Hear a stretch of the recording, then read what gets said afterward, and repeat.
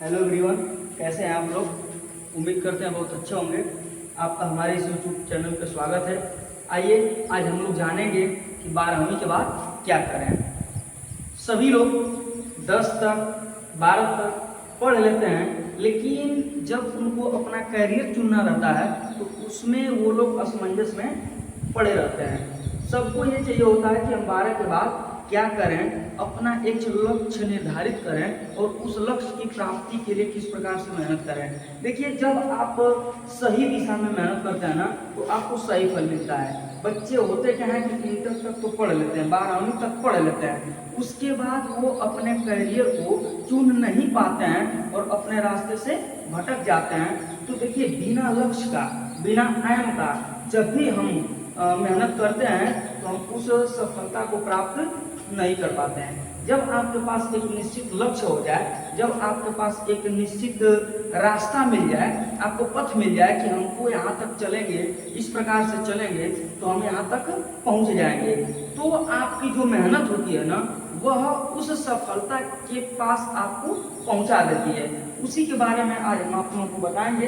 जैसा कि आप लोग हमारे इस थंबनेल पे देख ही रहे होंगे कि हमने लिखा है कि 12वीं के बाद क्या करें। 12वीं के बाद क्या करें, क्या चूज करें और किस क्षेत्र में जाएं, उसके बारे में हम आज आपसे बात करने वाले हैं। सबसे पहले हम आपको बता दें कि यदि आप 12 कर लिए हैं, यदि आप 12वीं पास कर चुके हैं, अच्छे नंबरों से पास हो गए हैं, तो आप क्या करिएगा कि आपके लिए देखिए, पहले तो आपको बता दें कि यदि आप स्नातक करना चाहते हैं, यदि 12वीं के बाद आप स्नातक करना चाहते हैं, स्नातक, तो देखिए स्नातक यदि आप करना चाहते हैं तो स्नातक में हम आपको तीन तरह का बताएंगे। स्नातक हम आपको 3 तरह से करने के लिए बताएंगे। देखिए, यदि आप आर्ट्स से करना चाहते हैं, आप स्नातक यदि आर्ट्स से करना चाहते हैं तो आर्ट्स में जो होता है ना उसको बैचलर ऑफ आर्ट्स बोला जाता है। अर्थात आप क्या करिएगा, तो आप बीए करिएगा, आप बीए करिएगा। कॉम्बिनेशन सब्जेक्ट को लेकर के आप बीए कर सकते हैं। अगर नॉर्मल आपको करना है स्नातक, आर्ट्स से कला क्षेत्र में आपको अपना करियर बनाना है तो आप बीए करिएगा, बैचलर ऑफ आर्ट्स। इसमें जो भी सब्जेक्ट होती हैं उन सब्जेक्ट को आप देख लीजिएगा कि कितनी सब्जेक्ट, कौन कौन सी सब्जेक्ट कॉम्बिनेशन है, उन कॉम्बिनेशन सब्जेक्ट के साथ आप बीए कर सकते हैं। कॉम्बिनेशन जो भी सब्जेक्ट होती हैं उसके लिए मैं आपको एक अलग से वीडियो बनाऊंगा और आपको बताऊंगा कि आर्ट्स के और ये साइंस के कौन कौन से कॉम्बिनेशन वाले विषय होते हैं, वो अलग अलग हम आपको वीडियो में बता देंगे। यदि आप साइंस से स्नातक करना चाहते हैं तो आप करते हैं बीएससी, बैचलर ऑफ साइंस। यदि आप साइंस वर्ग से स्नातक करना चाहते हैं तो आप करते हैं बीएससी। उसके बाद यदि आप कॉमर्स से करना चाहते हैं, यदि आप कॉमर्स क्षेत्र में जाना चाहते हैं तो आप करते हैं बीकॉम, बैचलर ऑफ कॉमर्स। ये तीनों जो है ना, ये 3-3 वर्ष का कोर्स होता है और यह आपको स्नातक की उपाधि देता है। ये एक नॉर्मल कोर्स है जिसको आप करते हैं। आर्ट्स से अगर आपको करना है तो आप बीए करते हैं, साइंस वर्ग से आपको करना रहता है तो आप बीएससी करते हो, कॉमर्स से आपको करना रहता है तो आप बीकॉम करते हो। ये तो हो गया भैया आपको स्नातक करना है, ये तो हो गया आपका स्नातक करना। 12वीं के बाद यदि आपने सोचा है कि हम स्नातक करेंगे तो 3 क्षेत्र हैं, इन तीनों क्षेत्र में आप स्नातक की उपाधि ले सकते हैं। आपको एक 3 वर्ष का समय अवधि मिलेगा कोर्स करने के लिए। यदि इसके इतर, इसके अलावा यदि आप इंजीनियरिंग क्षेत्र में जाना चाहते हैं 12वीं के बाद, यदि आप इंजीनियरिंग क्षेत्र में जाना चाहते हैं, इंजीनियर बनना चाहते हैं, तो आप 12वीं के बाद क्या करेंगे। जब आप इंजीनियर बनने का ख्वाब देखते हैं, जब आप इंजीनियर बनना चाहते हैं तो आप क्या करते हैं कि सबसे पहले जो आप एक एंट्रेंस एग्जाम देते हैं उसको बोलते हैं पॉलिटेक्निक। पॉलिटेक्निक का एक एंट्रेंस एग्जाम देते हैं, उस एंट्रेंस एग्जाम को आप क्वालिफाई करते हैं। 1 डे एग्जाम की तरह होता है, एक दिन की परीक्षा होती है और यह एंट्रेंस पहले होता है, एंट्रेंस एग्जाम होता है। उसको काउंसलिंग के बाद आपको गवर्नमेंट और प्राइवेट कॉलेज मिलते हैं, यहाँ से आपको जहाँ से आपको पॉलिटेक्निक का कोर्स करना पड़ता है। इसके जो कोर्स होते हैं ना, बहुत सारे कोर्स होते हैं। उनमें आप जिस भी क्षेत्र में जाना चाहते हैं, सिविल में जाना चाहते हैं, इलेक्ट्रिकल में जाना चाहते हैं, इलेक्ट्रिक में जाना चाहते हैं, या फिर आप ड्राफ्ट के क्षेत्र में जाना चाहते हैं, इसके जो अलग अलग ब्रांच है, अलग अलग इसके ट्रेड है, इसके अलग अलग ब्रांच या इसके अलग अलग ट्रेड कह सकते हैं, वो हैं। तो उनके बारे में भी आप जानकारी रख सकते हैं। और पॉलिटेक्निक एंट्रेंस आप दे करके 3 वर्षों का आता है। यदि आप क्लास 10 जी, यदि आप क्लास 10 से पॉलिटेक्निक करते हैं तो आपको यह पॉलिटेक्निक आएगी 3 साल की, 3 साल की। और सही आप डिप्लोमा, इसको डिप्लोमा बोला जाता है, इस डिप्लोमा को यदि आप कर रहे हैं तो आप क्लास 10 पे ही करिएगा, जो कि आपको मिलेगा 3 सालों के लिए। यदि इसी में एक और आता है कि वही डिप्लोमा यदि आप 12th पास से करते हैं, 12th पास से 12 पास से आप करते हैं तो आपको 2 इयर्स का यही मिलता है। लेकिन आप एक बात ध्यान रखिएगा कि आगे चल के जो भी इंजीनियर जेई की परीक्षाएं होती है ना, उसमें आपको 3 इयर्स मांगा रहता है, 3 इयर्स का डिप्लोमा मांगता है, कहीं कहीं आपको 2 इयर्स का डिप्लोमा मांगता है। अतः जब भी आप इंजीनियरिंग की पढ़ाई करना चाहें, पॉलिटेक्निक से करना चाहें, तो आप हमेशा किसको चूज करिएगा, तो 3 इयर्स वाला चूज करिएगा, 3 इयर्स वाला आप चूज करिएगा और 3 साल का आप करिएगा डिप्लोमा। तो फिर आप इंजीनियरिंग क्षेत्र में जाएंगे।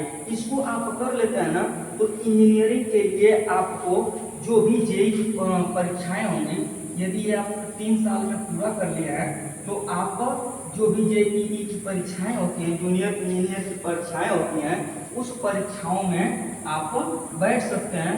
वह वनडे एग्जाम की तरह परीक्षा होता है, वनडे एग्जाम की तरह इसकी परीक्षा होती है।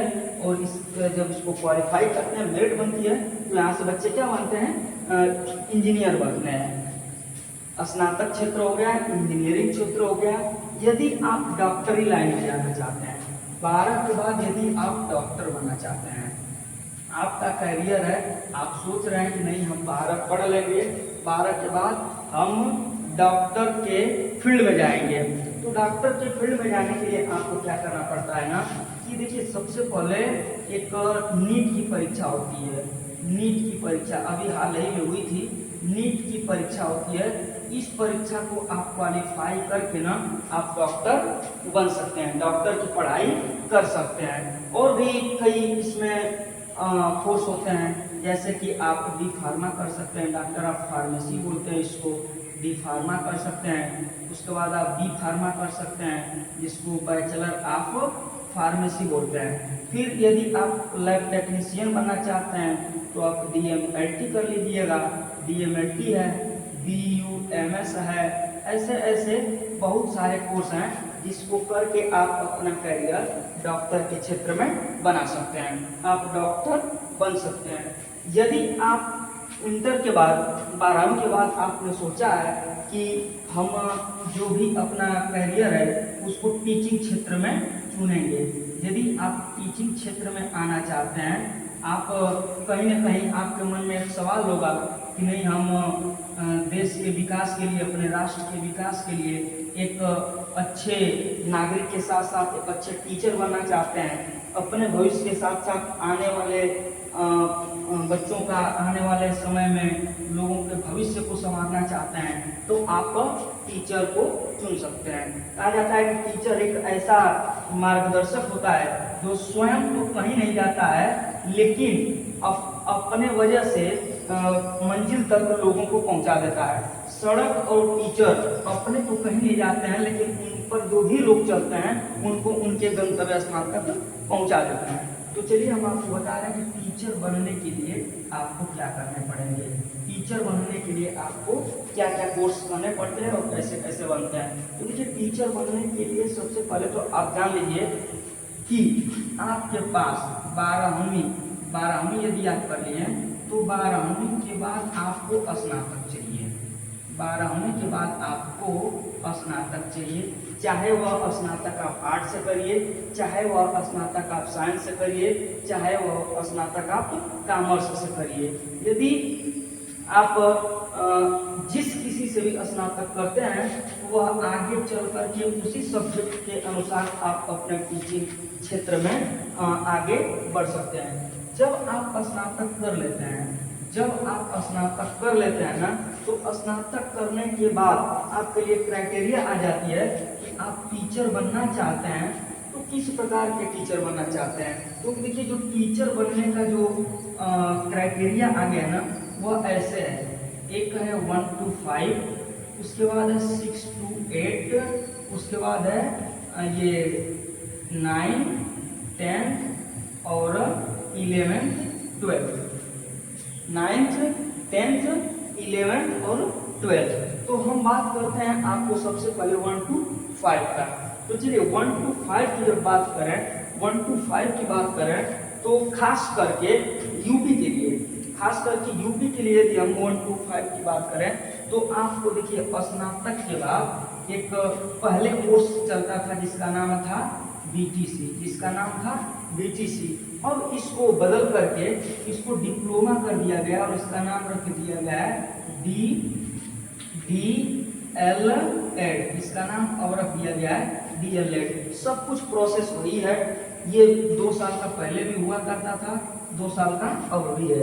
यदि आप 1 to 5 में अपना करियर बनाना चाहते हैं, यदि बेसिक शिक्षा में आप जाना चाहते हैं, बच्चों को बेसिक से सिखाना चाहते हैं, तो आप स्नातक के बाद बीटीसी, जिसको पहले बोला जाता है, अब वही बीटीसी DLED के नाम से हो गया है। सेम कोर्स है, 2 ही वर्ष का कोर्स है। इसको सबसे पहले आप करेंगे। इसको करने के बाद 2 साल जैसे ही आप DLED कर लेते हैं, 2 साल में आपका DLED जैसे कंप्लीट हो जाता है तो आपको एक एलिजिबिलिटी परीक्षा देनी पड़ती है, जो कि आती है CTET के नाम से। ये एलिजिबिलिटी परीक्षा होती है, सेंट्रल टीचर एलिजिबिलिटी टेस्ट, जो कि साल में 2 बार कंडक्ट कराया जाता है। इसको CBSE 2 बार कंडक्ट कराती है हर साल, नवंबर, दिसंबर और जुलाई में यह कंडक्ट कराती है 2 बार। इसमें आप परीक्षा देते हैं तो इसमें 1 to 5 का फर्स्ट पेपर होता है, जिसको आपको क्वालिफाई करना होता है। जब आप CTET क्वालिफाई हो जाते हैं तो आप 1 to 5 में अध्यापक बनने के योग्य हो जाते हैं। CTET के अलावा हर राज्य अपना अलग भी पात्रता परीक्षा कराता है। जैसे अपना यूपी है, यूपी में यदि आप टीचर बनना चाहते हैं तो आपको यूपी टेट देना पड़ता है। यदि CTET आप पास हैं तो भी आ सकते हैं, लेकिन हर राज्य अपना अलग भी टेट की परीक्षा कराता है। अगर कोई राज्य होता है जो कि CTET को मान्य न दे करके अपने टेट को मानता है, तो उसके लिए हम आपको बता रहे हैं कि जैसे यूपी टेट में यदि आप पास हो गए हैं तो आप CTET में नहीं भी पास हैं तो भी आप यूपी में 1 से 5 के अध्यापक बन सकते हैं। यूपी टेट के लिए देखिए क्या होता है ना कि ये जो सरकार होती है यूपी गवर्नमेंट, वह साल में कराती है, लेकिन कुछ सालों से ये बंद है, अभी फिलहाल चल नहीं रहा है, लेकिन ये परीक्षाएं वर्ष में कराई जाती हैं। यदि इसको आप पास हो जाते हैं तो उसके बाद इस यूपी टेट के बाद इसको क्वालिफाई होने के बाद आपको एक STET के नाम से परीक्षा देना पड़ता है, जो कि आप कर सकते हैं कि यही मेन परीक्षा होती है, यही आपकी मेन परीक्षा होती है। ये जितने भी आप देख रहे हैं CTET हो गया या यूपी टेट हो गया, ये एलिजिबिलिटी टेस्ट था। एक तरह से कह सकते हैं कि ये आपका प्रीलिम था। जो आपका मेन है, जो मुख्य परीक्षा है ना, जिसमें मेरिट बनती है, जिसके अंकों के आधार पर आपका चुनाव होता है, आपकी मेरिट आती है, आप टीचर बनते हैं, उसको सुपर टेट बोलते हैं, STET बोलते हैं। जो कि वैकेंसी जब आती है जो वैकेंसी आती है उसी वैकेंसी के समय फॉर्म अप्लाई कराते समय स्टेट की परीक्षा डाल दी जाती है और वैकेंसी जब भरवाते हैं लोग तो यूपी गवर्नमेंट आपसे या कोई भी गवर्नमेंट हो आपसे वैकेंसी को फिलअप करा लेगी, आपसे फॉर्म फिलअप करा लेगी, फिर एक परीक्षा कराएगी जो स्टेट के नाम से जाना जाएगा और उसी के मेरिट के आधार पर आपका रिजल्ट आएगा और उसी रिजल्ट के अनुसार आप 1 to 5 के टीचर बनेंगे। ये रहा आपका 1 to 5 में टीचर बनने के लिए, ये रहा आपका 1 to 5 तक टीचर बनने के लिए क्राइटेरिया और ये टेट सीटेट। उसके बाद हम जानेंगे 6 to 8 के लिए हम टीचर कैसे बनेंगे। तो 6 to 8 में टीचर बनने के लिए ना आपको करना पड़ता है बीएड, बैचलर ऑफ एजुकेशन, या फिर एक कोर्स आता है 4 साल का जिसको BLED बोलते हैं, BLED, या फिर एक आता है ना DPED शारीरिक शिक्षा वाला, या फिर एक BPED। ये कोर्स भी हमारे यहाँ चलते हैं और इसमें से कोई भी कोर्स करके ना आप 6 to 8 में टीचर बनने के योग्य हो सकते हैं। जब आप बीएड कर लिए या BLED कर लिए, इसको करने के बाद जब आपको 6 to 8 में यूपी में टीचर बनना है तो आपको देना पड़ता है यूपी टेट सेकेंड पेपर, जो कि जूनियर के नाम जाना जाता है। इसको आपको पास करना पड़ता है। जब यूपी टेट पेपर 2 जूनियर का आप कर लेते हैं तो आप एलिजिबिलिटी ये भी परीक्षा होती है जिसको आप पास कर जाते हैं तो आप 6 to 8 में टीचर बनने योग्य हो जाते हैं। यूपी टेट के अलावा ये भी सी टेट की परीक्षा कराता है। यदि आप सी टेट से भी जूनियर दे रहे हैं, पेपर 2 को क्वालिफाई कर रहे हैं सी टेट के द्वारा, तो भी आप भारत के किसी भी राज्य में 6 to 8 के लिए टीचर बनने योग्य हो चुके हैं। अब जब आप सीटेट पास हो जाते हैं तो अलग अलग राज्यों से वैकेंसी आती है, आप फॉर्म डालते हैं और वो अपना एस्टेट कराते हैं और वह एस्टेट कराने के बाद फाइनल मेरिट आती है जिसमें कि आपका फाइनल सिलेक्शन होता है। खासकर यूपी की बात करें तो यूपी भी अपना एस्टेट कराती है जूनियर नाम से और उसमें लास्ट जो ऑप्शन बचता है वह रहता है आपकी लिखित परीक्षा के अंक। लिखित परीक्षा के अंकों के आधार पर आपकी नियुक्ति की जाती है, ये सीटेट के माध्यम से और यूपी टेट के माध्यम से। वहीं जब हम बात कर लेते हैं 9th 10th में टीचर के लिए, जब 9th 10th में टीचर की बात करते हैं तो इसके लिए आता है टीजीटी। इसके लिए टीजीटी की परीक्षा 1 डे एग्जाम होता है, 1 दिन की परीक्षा होती है। इसके लिए क्राइटेरिया आपको बता दें कि आपको बीएड होना चाहिए, बीएड अनिवार्य किया हुआ है, आपके पास बीएड की डिग्री होनी चाहिए और आप बीएड हैं तो टीजीटी की परीक्षा का फॉर्म अप्लाई करेंगे, उसका परीक्षा देंगे। इसका 1 ही दिन का परीक्षा होता है, केवल 1 पेपर होता है। उस पेपर को जब आप क्वालिफाई कर जाते हैं, इस पेपर को आप पास कर जाते हैं, लिखित परीक्षा रहती है। ये इस परीक्षा ऑब्जेक्टिव टाइप रहता है, बहुविकल्पी प्रश्न होते हैं। इसमें इसी लिखित परीक्षा के अंकों के आधार पर इसके जो क्राइटेरिया रहती है, पासिंग मार्क्स रहता है, अंतिम कट ऑफ जो होता है, जो भी कट ऑफ जारी होता है वह कट ऑफ बच्चों के और वैकेंसी के ऊपर डिपेंड करता है कि कितनी वैकेंसी है, कितने बच्चे उसमें क्वालिफाई हुए हैं। उस हिसाब से आपका कट ऑफ ऊपर से नीचे की तरफ आता है। एक हाईएस्ट मेरिट वाले लड़के से सीधा नीचे तक आता है और जहाँ तक वैकेंसी रहती है वो जो भी जिस भी राज्य का हिस्ट्री रहता है वह अपने किस हिसाब से दिया है, उसके क्या रूल होते हैं, उस रूल को फॉलो करते हुए एक कट ऑफ निकलता है और उस कट ऑफ के तहत आपके अंक बनते हैं। यदि आप कट ऑफ के अंक के अंदर आते हैं तो आपका सिलेक्शन हो जाता है, इसमें इंटरव्यू नहीं है। टीएसटी अपने यूपी टीएसटी में बता दे रहे हैं कि यूपी टीएसटी यदि आप पास हो रहे हैं तो इसमें आपका केवल कट ऑफ में आ जाते हैं। डॉक्यूमेंट वेरिफिकेशन होता है।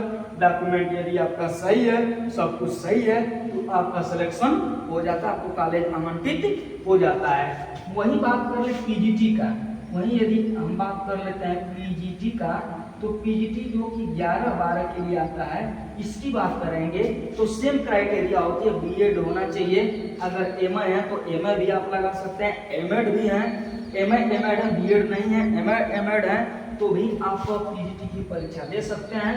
पीजीटी की परीक्षा देने के लिए आपको करना क्या पड़ता है, ये भी एक ही दिन का एग्जाम होता है, 1 डे एग्जाम ये भी होता है, एक दिन का 1 डे एग्जाम ये भी होता है। इस एग्जाम को आप पास करते हैं तो जिस प्रकार से कट ऑफ बनता है टीजीटी का, उसी हिसाब से पीजीटी का भी कट ऑफ बनता है। बट इसमें जो होता है ना, फाइनल जो सिलेक्शन होता है वह इंटरव्यू के आधार पर होता है। इंटरव्यू के और 1 डे एग्जाम के दोनों के नंबर जुटते हैं और लास्ट में एक फाइनल कट ऑफ आता है। उस कट ऑफ के हिसाब से आप टीचर बनते हैं, उसकी कट ऑफ के हिसाब से उस कट ऑफ के अंदर आपको आना पड़ता है। अगर उसके अंदर आप आए, आप 1 डे एग्जाम भी क्लियर कर लिए हैं और आप उसका इंटरव्यू भी क्लियर कर लिए हैं, तो आपका सिलेक्शन हो जाता है। तब आप प्रवक्ता कहलाने लग जाते हैं, आपको कॉलेज आमंत्रित हो जाता है और आपकी नौकरी लग जाती है। इसमें कुछ कंडीशन ऐसे भी होते हैं, जैसे आप पीजी का परीक्षा दिए हुए हैं, इसमें कुछ भारांक भी मिलता है। वो भारांक पीएचडी वगैरह के लिए मिलता है। आप पीएचडी वगैरह हैं तो आपको कुछ भारांक भी मिलते हैं और उसका भी फायदा आपको पीजीटी के इंटरव्यू से लेकर के और उसके 1 डे एग्जाम के एक दिन की जो परीक्षा होती है उसमें भी आपको देखने को मिलता है।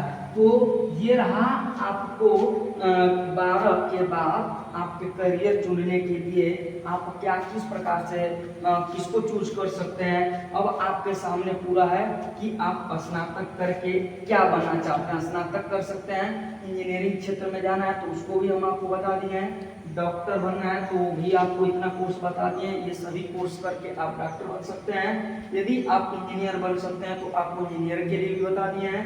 यदि आपका रुझान जो आ रहा है कि नहीं हमारा झुकाव टीचिंग की तरफ है, हम टीचर बनना चाहते हैं, अपने राष्ट्र को विकसित होने के लिए, राष्ट्र को निर्माण करने के लिए हम योगदान देना चाहते हैं, वो भी एक शिक्षक के रूप में देना चाहते हैं, तो आप टीचिंग कर सकते हैं, टीचर बन सकते हैं। ये सभी आपको हमने बता दिया। अब आपको अगली जो भी वीडियो बनाएंगे उसमें ये जो भी कोर्स बताएं उस कोर्स के डिटेल को हम लेकर के आएंगे और आपको उसके और अंदर तक बताएंगे कि किस कोर्स को किस प्रकार से करते हैं, किसको कहाँ तक पढ़ते हैं, क्या चीज़ें होती हैं, उसकी एलिजिबिलिटी क्या होती है कोर्स की, कोर्स के क्या डिटेल होते हैं। यदि आप कमेंट सेक्शन में कमेंट करते हैं कि किस क्षेत्र में आप जाना चाहते हैं तो उसके लिए अलग अलग हम वीडियो बना सकते हैं। उसके लिए आप कमेंट सेक्शन में जाइए और आपको क्या बनना है। अगर प्राइमरी के टीचर बनना चाहते हैं, इसमें आपको कोई सस्पेंशन है तो कमेंट बॉक्स में कमेंट करिए, हम प्राइमरी के लिए एक अलग से वीडियो बना देंगे। जूनियर का यदि आप चाहते हैं तो जूनियर के लिए अलग अलग, यदि आप सबका चाहते हैं और भी इससे भी बेटर तरीका से चाहते हैं, इससे भी गहराइयों में अगर जा करके इतना हो सके कमेंट करिए ताकि हम आपको बताएं कि किस प्रकार से आप 12वीं के बाद क्या करें और भटके नहीं। देखिए बिना लक्ष्य के कभी भी बिना लक्ष्य के आपको कहीं सफलता मिलने वाली नहीं है। भटकने का जमाना नहीं रह गया है कि नहीं चारों तरफ हाथ पांव मार लें। कोई एक आप गोल बनाइए, कोई आप एक लक्ष्य बनाइए, उस लक्ष्य से मेहनत करिए और मेहनत जब आप सीधी दिशा में करते हैं, मेहनत आप एक लक्ष्य की दिशा में करते हैं तो आप सफल हो जाते हैं। बिना लक्ष्य के आप सफल नहीं हो पाते हैं, भटकते रह जाते हैं। तो बस इतना ही हम आपको आज बता रहे हैं। अब मिलते हैं आपसे अगली वीडियो में, तब तक आपके कमेंट करिए। आज के लिए बस इतना ही, बहुत बहुत धन्यवाद।